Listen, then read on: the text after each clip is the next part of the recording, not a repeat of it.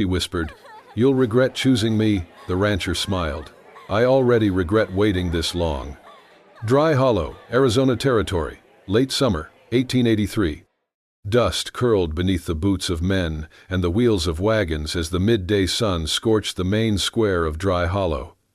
The air smelled of sweat, livestock, and something worse, desperation.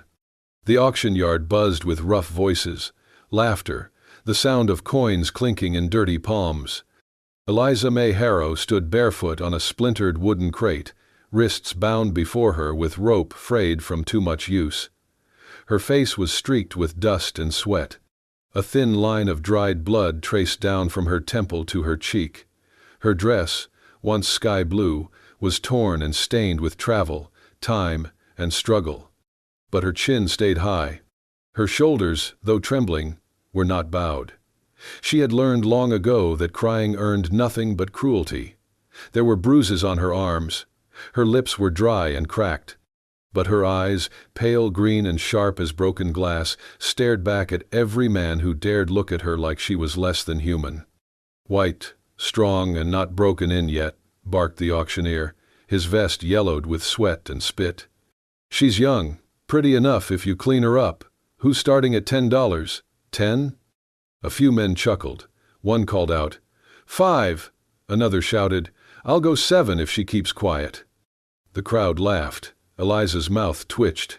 She swallowed hard and thought, "Do not cry, do not beg, do not give them the satisfaction." 8! Another man shouted. The auctioneer raised his voice. 8! Who'll give me 9? 9 for the girl." "I will," came a low voice from the edge of the crowd, "but I will not pay 8. Heads turned, the laughter died down as boots thudded across the dry earth. Griffin Caldwell stepped forward, tall and solid, dressed in worn brown canvas and a wide-brimmed hat that cast a shadow over his eyes. A silver star glinted faintly on his belt, not a badge of law but a simple buckle engraved with a smith's crest. His hands were thick, scarred, and still held the black of iron dust in the creases. He walked straight toward the platform, meeting no one's eye until he looked up at Eliza. "I will pay $1, he said, his voice even steady, "and not a cent more." The auctioneer blinked. $1? Are you?" $1, Griffin repeated. "Not to own her, to free her." A murmur ran through the crowd.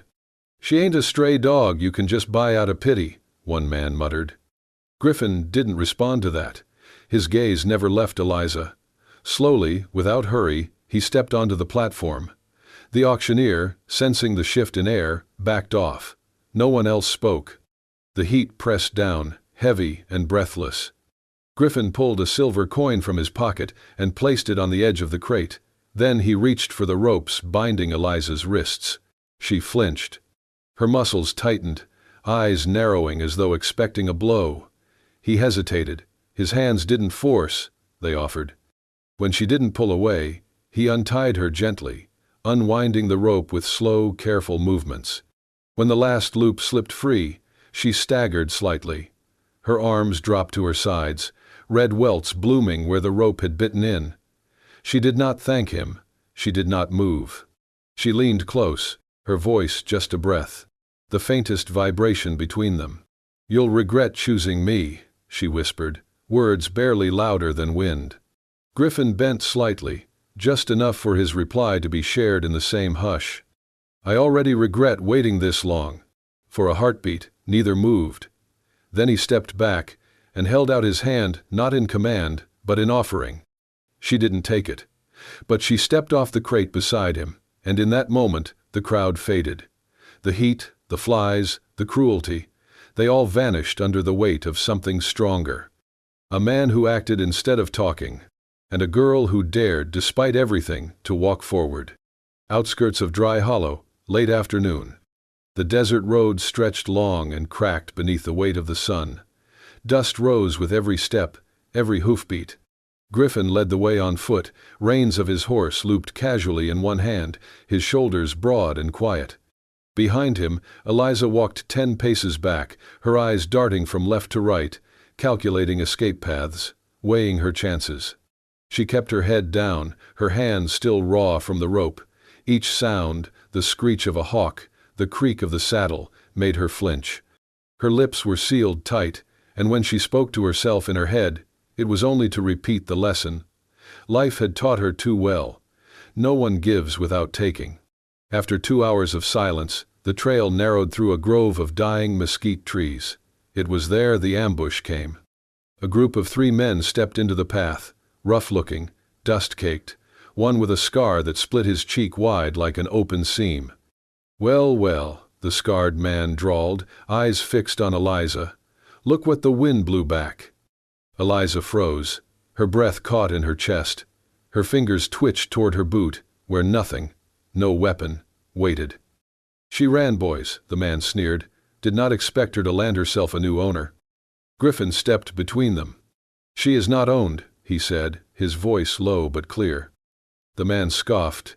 "You paid for her, did you not?"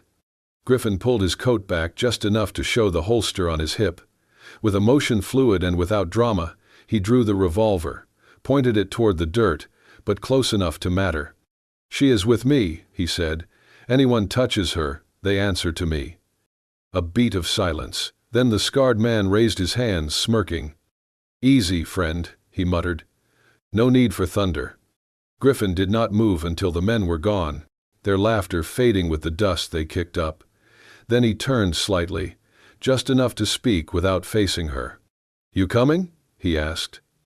Eliza's voice was dry when she finally spoke. "You did not ask who they were." "No." "You did not ask why they knew me." "No." "Why?" He looked at her fully then, eyes dark and unreadable. "Because you are still walking beside me."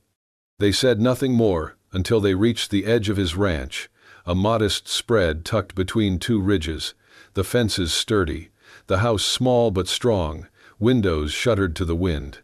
He pointed toward the right side of the house. "That room's yours, locks on the inside. You'll find a basin and fresh water." Then he walked away. Inside, Eliza did not light the lantern. She moved quickly, checking the window latch, wedging a chair under the door handle, tucking a carving knife beneath her pillow. She did not undress. She sat on the edge of the bed, arms around her knees, and waited. The wind howled, floorboards creaked, then soft steps outside her door. She gripped the knife, muscles tensing. A shadow paused. No knock, no words. Something was placed gently against the door. She waited 5 long minutes before easing forward and opening it a crack. A wool blanket, thick and clean, lay folded on the floor. Beside it, a tin cup of water. She stared at it. Then, at the empty hallway. Eliza picked up the blanket with both hands. Her throat tightened. Back in the room, she did not sleep, but she pulled the blanket around her shoulders, sat with her back to the wall, and whispered into the silence. "He knew I would not sleep, and still he knocked on nothing." The rain had softened the hard-packed earth into mud, the kind that clung to boots and soaked hems. Eliza stood by the window, watching droplets roll down the glass in crooked lines. Behind her, the room smelled faintly of cedar wood and sun-dried linen, but she barely noticed. Her fingers traced the edge of a small, leather-bound notebook. She had begun writing again, short, sharp observations about the man whose house she now lived in. He doesn't speak much, doesn't touch, leaves space. She'd checked every inch of the ranch in the past week, the barn, the water pump, the back shed with tools aligned like soldiers. There were no locks on her door, but there were latches on the inside. No signs of her being watched, no missing items, nothing to justify the flinch in her spine or the blade she still hid under her pillow. Each morning, there was a fresh basin of warm water and a cornbread muffin wrapped in clean cloth outside her door. No knock, no footsteps loud enough to catch, just warmth waiting. At first, she thought it a trick, a lure to lower her guard, but the pattern never changed, no questions asked, no favors owed, and Griffin Caldwell, the man of few words and steady hands, made no effort to claim her time or her trust. She'd seen him work, methodically, with a rhythm that soothed the horses and quieted the cattle. He moved like he belonged to the land, like silence was just another tool he wielded better than most. Eliza never caught him staring, never heard him sigh with frustration. It was as if her presence didn't shift the orbit of his world, and somehow that made her feel seen more than anything else. One morning, it rained. Heavy clouds rolled low, pressing the sky into the earth. Eliza sat on the front steps, knees hugged to her chest beneath the porch awning. She didn't expect company. She certainly didn't expect the quiet sound of boots on wet planks. Griffin appeared, carrying something in one hand, a single white daisy, freshly cut. No explanation, no flourish. He knelt and set it gently on the step beside her. Then, he nodded once, turned, and walked back into the curtain of rain. She stared at the flower. In her notebook she wrote, "Why is he kind without asking for anything? I don't understand it. I don't trust it. But I can't stop hoping it's real." That night, she didn't wedge the chair under the doorknob. She didn't sleep well, not because of fear, but because her thoughts would not still. Her world had been built on trade, on survival. Everything had a price. And yet, this man left gifts and warmth without tallying a debt. He never once asked what happened to her, never asked where she came from or who she used to be. And because of that, the words began to stack in her throat like stones, desperate for release. Trust, she realized, was not given in grand gestures. It grew in silence, in the space between questions not asked. And slowly, Eliza began to see the difference between a prison and a home. A prison held you still. A home waited for you to move at your own pace. That was Griffin Caldwell's way. Not to pull down the walls she'd built, but to plant something soft along the edge of them and let it bloom. They came to town only when necessary. Griffin needed feed, oil, and a replacement for the rusted hinge on the barn door. Eliza asked to come along, partly out of curiosity, partly out of a desire to prove she could walk freely beside him. Not as property, not as debt. The town of Dry Valley was small, but its whispers were sharp. By the time their boots hit the dusty street, eyes had already turned. "Eliza May Harrow," someone muttered behind a newspaper. "The girl sold for $1. Griffin's charity case," another whispered over their shoulder, loud enough for both to hear. "Must be more to her than just a face." Eliza pretended not to hear. But her spine stiffened, breath caught halfway. She walked beside Griffin, not behind, not clinging. Still, her fingers curled into fists at her sides. Inside the general store, the clerk hesitated before handing over the tin of oil. "Anything else?" he asked Griffin. "No," Griffin said, then glanced once at Eliza. "Unless the lady needs something." The clerk blinked. Eliza shook her head. They left, but it was not over. Outside the saloon, as they passed by on the way back to the wagon, a man leaning on the post tilted his hat back, eyes dark with cheap whiskey and cheaper amusement. "Well, well," he drawled, looking Eliza over like she was a slice of meat. "Didn't think Caldwell had it in him to buy a girl. What did you cost, darling? $1 flat or a dime extra for service?" Eliza stopped, her throat closed, her feet rooted to the street. Griffin was moving before she could even breathe. One step. Two. His fist met the man's face with a crack that echoed down the wooden walkway. The drunk stumbled, crashed into the wall, and slumped to the ground. The whole saloon went silent. Griffin did not say a word at first. He stood over the man, chest heaving once, then looked around at the gathering crowd. "I chose to protect her," he said, voice like iron dragged through gravel. "Touch her, speak about her, look at her wrong, and you answer to me." He turned on his heel and walked back to Eliza. She had not moved, not a tear in her eye, not a word on her lips. He tipped his hat to her once and offered his arm. She did not take it, but she walked beside him all the way to the wagon, where he lifted the supplies in silence. Not a word was spoken on the ride back. That night, Griffin did not ask how she felt. He did not lecture, did not apologize. He fed the horses, cleaned the tools, then went to bed like any other day. But the next morning, when Eliza came into the kitchen, she stopped short. On the table lay a single white chrysanthemum in a small clay jar. Beside it, a thick slice of honey bread wrapped in linen, still warm. She touched the flower. Then she sat down and wept. Not loudly, not for long, but the tears fell without shame. For once, no one looked at her like she was something broken. No one expected her to prove her worth, or earn her place, or pay back kindness with more than a nod. She wiped her cheeks, picked up the bread, and took a bite. It was sweet, not because of the honey, but because it was given, not owed. And somewhere in her notebook, she would later write, "Today I was not someone's burden, I was someone worth standing beside." And though he never said it again, she could still hear Griffin's voice in her mind. "Touch her, and you answer to me." The rain had stopped by midnight, but the clouds still loomed low, swallowing the moon.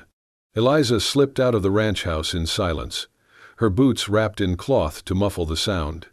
She had memorized the creaks in the floorboards, knew which gate hinges whined and which ones held their breath. The lantern she carried was dim, barely enough to cut the darkness. She did not want to be followed. The ride to town was cold, wind pressing through her coat like fingers searching for skin. But she felt nothing, not when the name in her notebook burned brighter than the fear. Horace K. Dinsley, the broker, the one who had smiled when he handed her and her sister over. She remembered his gold tooth, the way he talked about girls like bushels of wheat. She had never known his full name, until now. She tied her horse behind the abandoned mill and walked the rest of the way to the town office. The clerk's assistant had mentioned old permit books were kept in a locked cabinet. He had laughed, not knowing she would take that as a map. Inside, she found the cabinet, picked the lock with the metal comb in her pocket. Her hands shook only once, when she saw the name. There, Horace K. Dinsley, operating permit expired, last known location, Henderson Gulch. She copied the page quickly, tucked it into her coat, and turned, only to see a shadow waiting at the door. Her breath caught. She reached for the knife in her boot, but the figure stepped forward. Griffin. He held nothing in his hands, no lantern, no gun. Just his coat pulled up high, and that same unreadable expression carved into his face. "What, how long?" she began. He cut her off gently. "Since you left the ranch." She swallowed hard. "Why didn't you stop me?" "You needed to go," he said, "and I needed to make sure you made it back." They stood in silence, broken only by the drip of rainwater from the eaves outside. Then Eliza asked, voice low, "Why do you always show up at the right time?" Griffin looked at her for a long moment, not past her, not through her, at her, as if he could see what it cost her to ask. He said, "Because I was too late once. My sister needed me, and I wasn't there. She didn't get another chance. You do." She looked down at the paper in her hand, the proof of the man who had taken everything from her. "Are you going to ask what I plan to do with this?" she whispered. "No," he said simply. "I'll be there, whatever you decide." And she believed him. Not because he said it like a vow, but because he had come into that office like a shadow, not to stop her, not to save her, but to walk into the dark beside her. Later, back at the ranch, she would add a line to her notebook. "He does not chase me when I run. He follows, so I will never be alone in the dark." And when she woke the next morning, there was a folded paper beside her bed. A map, marked with a trail leading toward Henderson Gulch. No note, no signature. Just Griffin's quiet promise, written in the language of action, "I believe you are worth finding what was lost." The wind came in fierce that night, rattling the window panes and howling like an animal left behind.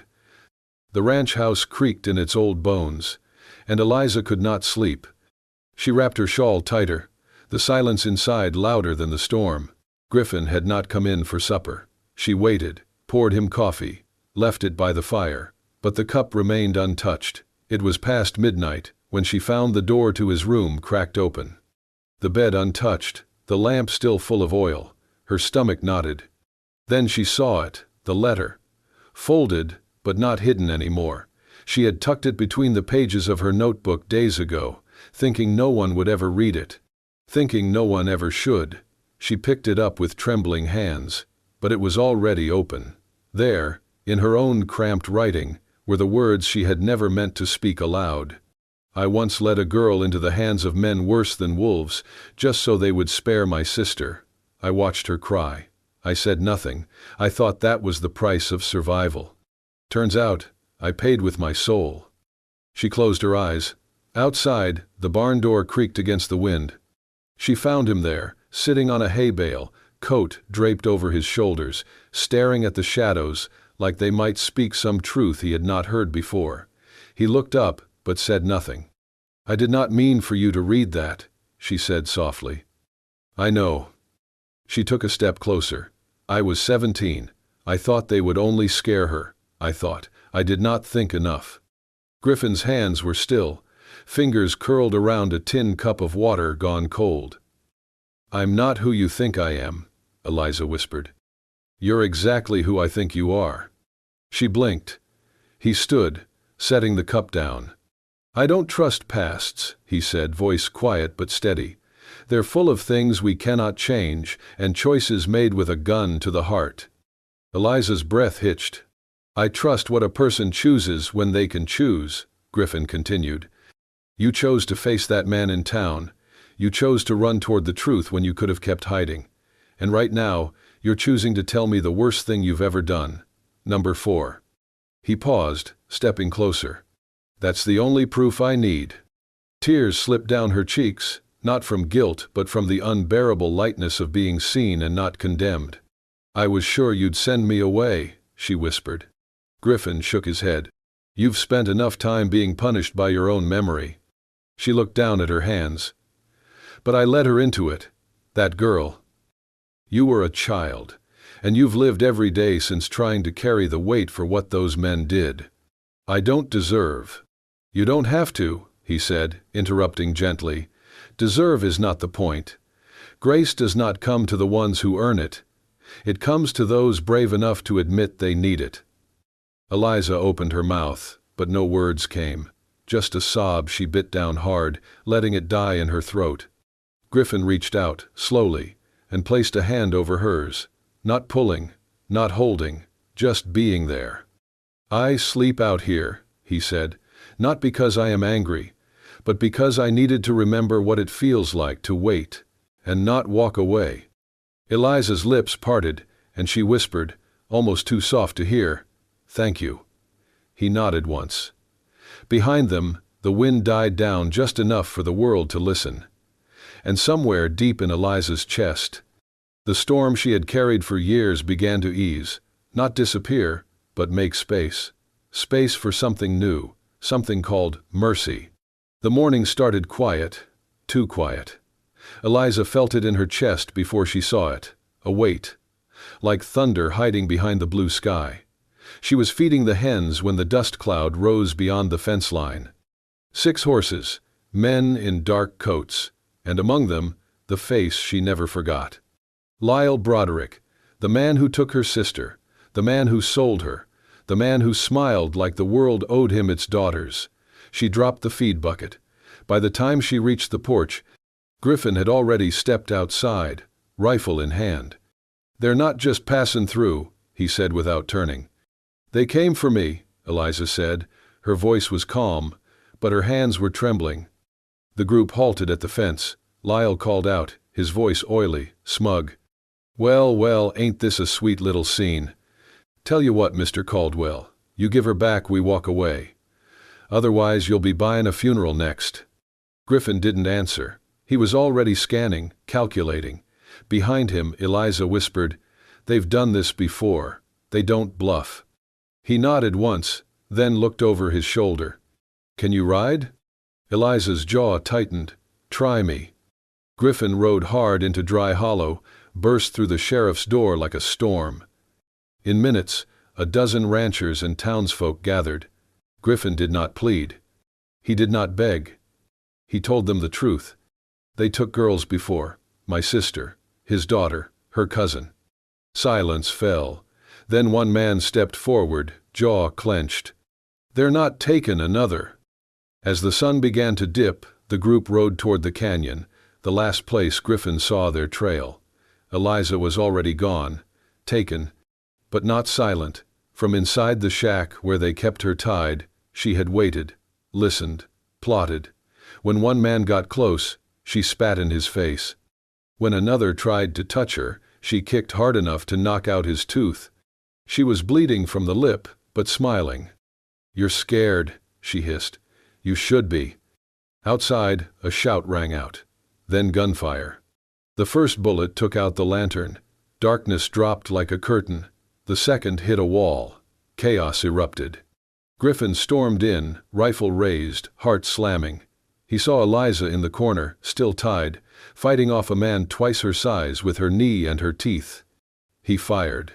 The man dropped. Griffin rushed to her, cutting ropes fast. "You all right?" "Behind you!" she cried. Griffin spun, too late. A gun rose behind him. But before the shot rang out, Eliza threw herself forward, tackling the man. The gun went off. Pain lanced through her side. Griffin caught her as she fell. "No, no, no," he muttered, hands pressing to her waist, now slick with blood. Her breath came sharp, but steady. He cupped her face. "Eliza, talk to me." She smiled through gritted teeth. "You asked if I was all right. Are you?" "I am now," she whispered. "Now I know why you waited so long. You were waiting for me to be ready." His throat clenched. She touched his cheek. "You always come for me." He kissed her forehead. "I always will." Outside, the last of the gunfire faded. The night held its breath. But inside, in the arms of the man who never promised anything and never let her fall, Eliza finally felt what she had never dared believe in: home. Spring came slow, but it came. The earth softened, the frost retreated, and green things dared to grow again. Eliza knelt in the garden behind the house, fingers caked with soil, her old dress speckled with dried mud. She had planted every seed herself, coaxed every bloom from dirt that once bore nothing but weeds. Today the first daisies opened, white, wild, and proud. She gathered a handful, brushing the petals with a touch lighter than her old self would have known. There was no mirror nearby, but if there had been, she might have paused, not at beauty, but at peace. For the first time, she did not feel like a burden someone had chosen to bear. She felt like someone who stayed because she belonged. Behind her, the porch creaked. Griffin stood there, not in his usual worn leather or trail-dusted boots, but in a faded white shirt. The collar was stiff, though not ironed, and the sleeves were rolled to his forearms. He held something small in his hands, a wooden box, smooth-edged and unadorned. He didn't say anything at first, just stepped down from the porch and sat beside her on the low step, elbows on his knees, looking out at the soft waves of prairie swaying golden in the late sun. "You remember what you said when I untied you?" he asked. Eliza kept her gaze forward, hands still wrapped around the stems. "I said you'd regret choosing me." Griffin nodded. "You said you were broken. A mess. Someone not worth waiting on." She didn't deny it. He opened the box. Inside was a silver ring, plain, no stone, no shine. The metal was rough in places, bearing the marks of having been worked by hand. "I made this from the shoe of the first horse you saved," he said. "Didn't think I'd keep it, but I did, like I kept you. Emer wanna do." She looked down, her lips parted, but no words came. "I don't want to own you, Eliza. I never did. But I'd like to walk beside you, if you'll let me, not to fix you, just to be yours, if that's something you want." Eliza touched the ring, her fingers trembled. The scent of daisies rose between them, faint but insistent. "I never thought I'd be asked," she said. "Not like this. You're not being asked for what you can do, or what you survived, just for who you are now." She let the flowers fall to her lap, both hands clasping his. Tears welled up, blurring the ring, the man, the world. But her voice didn't shake when she answered. "I'm not sure I'll be any good at being someone's wife." Griffin smiled, slow and quiet. "Then, we'll learn together. And if you still whisper instead of speak, I'll keep listening, however long it takes." The ring slid onto her finger. It was cool, imperfect, and more precious than any treasure ever offered with pomp or gold. They stood, not speaking, and moved toward the open field. There was no band, no preacher, no witnesses. Only the sky above, endless and wide, and the hush of wind carrying spring's breath. Griffin held her close. They swayed together, barely moving. Eliza rested her head against his chest. No one watched. Nothing needed to be proven. Only one thing mattered, she whispered, softer than before, but sure now. This time, I choose to stay. And that's how a $1 girl and a quiet rancher rewrote the meaning of love under the wide, wild sky.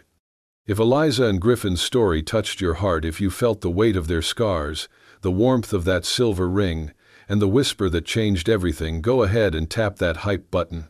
Don't forget to subscribe to Wild West Love Stories for more tales of grit, romance, and redemption in the untamed American frontier. Because out here, love ain't always loud, but it's always worth fighting for.